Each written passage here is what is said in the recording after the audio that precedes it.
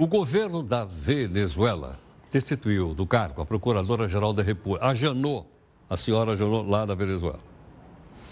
A decisão, ela expõe um racha entre grupos políticos. Ela era aliada do Hugo Chávez e ela acabou virando agora opositora do seu sucessor, o Nicolás Maduro. A Venezuela deu mais um passo no rumo contrário ao da democracia. Segundo decisão tomada por todos os constituintes presentes, de acordo com suas responsabilidades éticas e morais, fica decretada a suspensão da cidadã Luisa Ortega Dias do cargo de Procuradora-Geral da República. Não me deixam passar. Lamentavelmente, vocês não viram. Eles não me deixam passar. Infelizmente, vocês viram como eles me empurraram, como eles me atacaram com os escudos para que eu não entrasse na sede do Ministério Público. O que eles querem com isso? Querem esconder as provas do caso Odebrecht. Eles querem também esconder as evidências de corrupção na Venezuela e da violação dos direitos humanos que há nesse país. Eu vou continuar denunciando eles. Luiz Ortega era uma das principais aliadas do governo chavista. Ajudou a prender os opositores do ex-líder da Venezuela e agora é vista por Maduro como uma das líderes da oposição. A atuação contra a convocação da Constituinte e as duras críticas contra o poder eleitoral e os militares marcaram a ruptura entre o governo e a manda-chuva do Ministério Público. A destituição de Ortega da entidade gerou o pronunciamento de diversos líderes, entre eles o do Brasil. Esperamos que a Venezuela encontre o caminho para a recomposição da ordem democrática no respeito à diversidade de visões e posições. Queremos uma Venezuela que, de volta à democracia, possa voltar também ao Mercosul, onde será recebida de braços abertos. Mas as críticas não foram bem aceitas em Caracas. O governo golpista de Michel Temer, que é rejeitado por 95% da população, apoia a Procuradora-Geral da República. No Brasil, sim, há um governo repudiado por toda a população. E ele vem aqui me dar ordens. Aqui você não manda, Michel Temer. Mas em um país onde civis, opositores políticos e membros de órgãos de imprensa são brutalmente atacados, presos e muitas vezes mortos, a credibilidade desse governo perante seus vizinhos é quase nula. Para que você possa tomar a sua decisão, te convido a ficar com essas imagens gravadas na Venezuela. As cenas são fortes, mas precisam ser mostradas.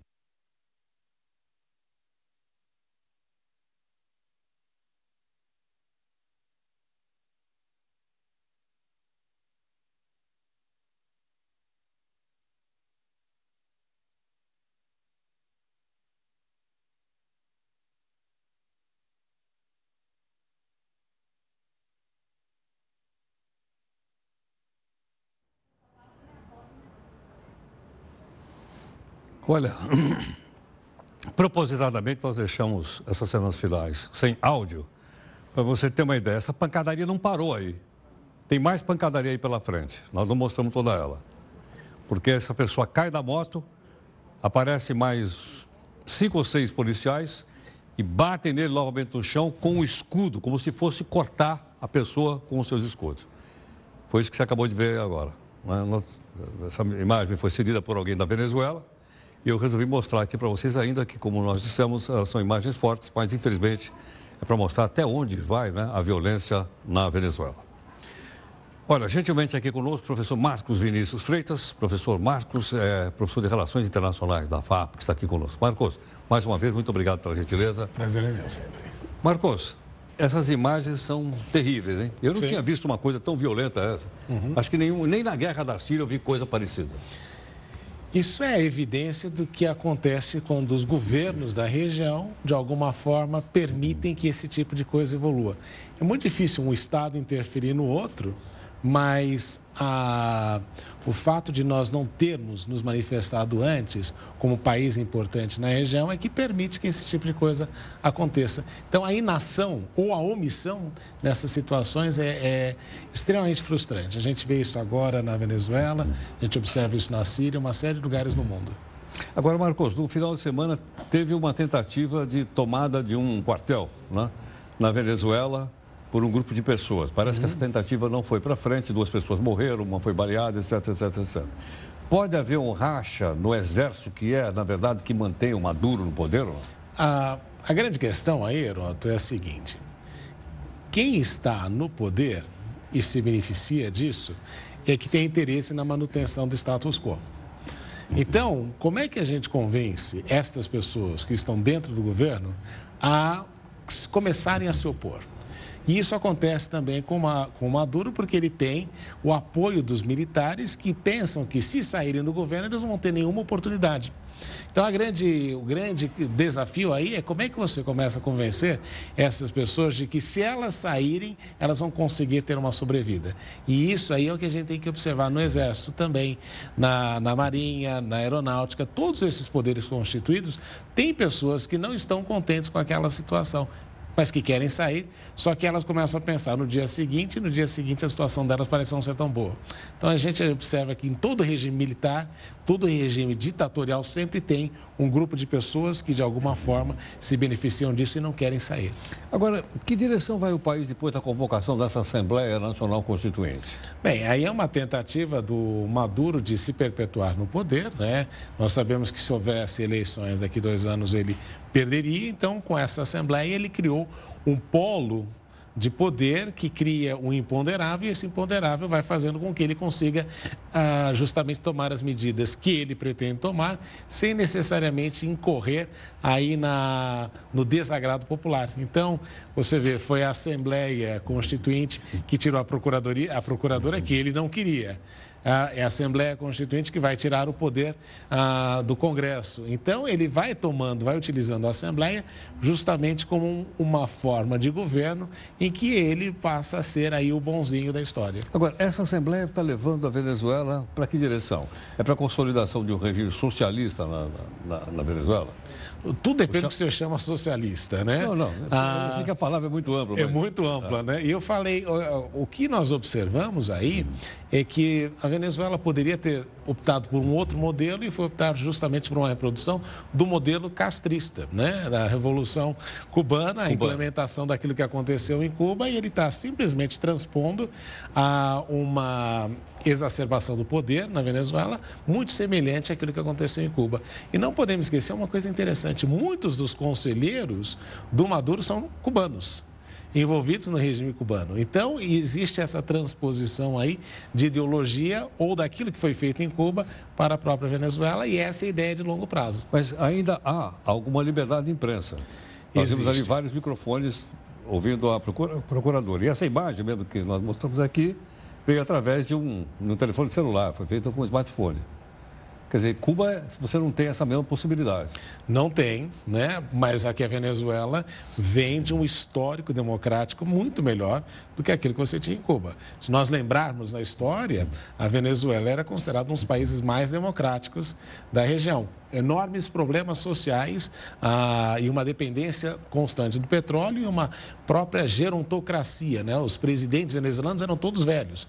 Só que... Faz tempo que eu não ouço a palavra gerontocracia. Gerontocracia era que a gente tinha na Venezuela durante muito tempo. E esses governos criaram esse distanciamento da população. Agora, a evolução econômica da Venezuela era outra, completamente diferente de Cuba. Não é por falta de vontade do Maduro que a imprensa não está controlada. Se nós lembrarmos, o Chávez tomou uma série de medidas, inclusive desapropriou jornais, uma época parou, não permitia a importação de papel, justamente para que a imprensa fosse de alguma forma sufocada. Bom, o pessoal que foi eleito foi livremente escolhido ou ela é uma Assembleia Nacional Constituinte de classe? O Maduro fez um desenho em que cada município teria um representante e, com isso, ele consegue ampliar a base dele, porque esses representantes, na maior parte dos municípios, seriam de municípios pequenos que seriam favoráveis ao governo. E aí ele criou um outro instituto que seriam representantes de classes, de sindicatos, de estudantes, e este grupo todo basicamente é 100% pró-Maduro, pró-status quo, pró-situação atual. Foi por isso que a oposição não apareceu para ser votada e nem votar? A oposição venezuelana, ela tem um problema clássico das oposições na Venezuela, na América Latina. A oposição não sabe ser oposição. Não tem o histórico de se opor e, às vezes, quando se opõe, não tem um plano alternativo. Eles já erraram no passado porque, numa das eleições, eles optaram por não participar, o que fez com que o Chávez conseguisse aí o Supremo, todas as cortes, ele conseguiu implementar esse modelo. Esta Assembleia é ilegítima, não é? Se nós pensarmos, porque ele fez uma coisa em que a oposição não iria participar e a oposição entendeu que, se é mesmo que ela quisesse participar, ela não teria condições de vencer. Mas ele está levando a um racha também, porque em 2018 ou em 2019, quando eles têm eleições, a grande dúvida é se a oposição deve ou não participar no processo eleitoral, porque a Assembleia, como constituída agora, é completamente legítima. Sim. Inclusive, teve menos votos, como ficou apurado, do que aquele referendo que eles fizeram, né? A oposição fez um referendo que teve mais votação. E mais a empresa que fez a contagem dizendo que eles inflaram 1 milhão de votos. O voto eletrônico tem esse problema, né? É difícil a recontagem, mas é difícil a recontagem e o sistema todo foi feito para que, de alguma forma, houvesse uma manipulação no resultado. E nós vimos isso também na hora em que ele vai votar, o próprio Maduro vai votar. Não funciona. E a maquininha não funciona, né? Não identifica o Maduro como eleitor. Então, por aí você tira de que o negócio é muito complicado. E com um detalhe importante, que eu me lembro disso na eleição do Chávez.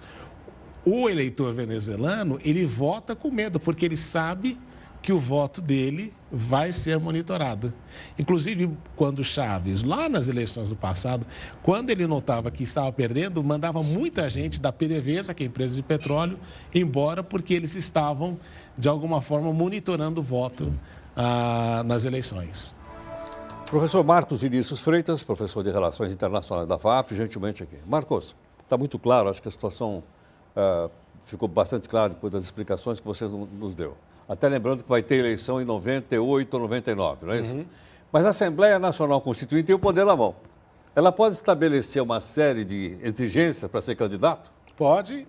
Não é isso? Pode, ela pode até mudar os termos, né? Ela pode mudar, ela pode esticar o mandato do Maduro, por exemplo. Pode esticar o mandato do Maduro. Tá certo. Né? Porque o poder ali é aquela história do poder constituinte, né?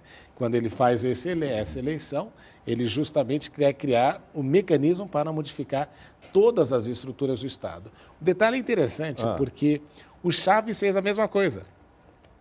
É verdade. Para se legitimar no poder. Só que a grande diferença é que o Chávez, quando fez, ele fez de uma maneira mais democrática do que o Maduro. O Maduro impôs essa situação justamente pensando que, num processo eleitoral, ele não teria condições de ficar. Quer dizer, essa é uma forma, então, dele se consolidar, dele se manter no poder. Por isso que se fala que é um golpe para a Constituição de uma ditadura dentro da Venezuela. Sei. Porque, como essa Assembleia tem poder para fazer absolutamente tudo, uma das coisas principais que ela deverá fazer, inclusive porque a esposa do Maduro foi eleita, o filho do Maduro foi eleito nesse processo, aquelas coisas bem típicas que a gente observa nessas situações, e para justamente estender o mandato dele. Marcos, obrigado mais uma vez pela gentileza. Um grande prazer sempre. Bom, tenho certeza que com a participação do professor Marcos Vinícius Freitas, né, ficou mais claro para a gente entender. Nós temos trazido várias pessoas aqui para falar a respeito da Venezuela, uns mais críticos, outros apoiam, propositadamente para você poder olhar lados diferentes e tirar a sua própria conclusão, como sempre. Rápido intervalo, em 30 segundos nós voltamos.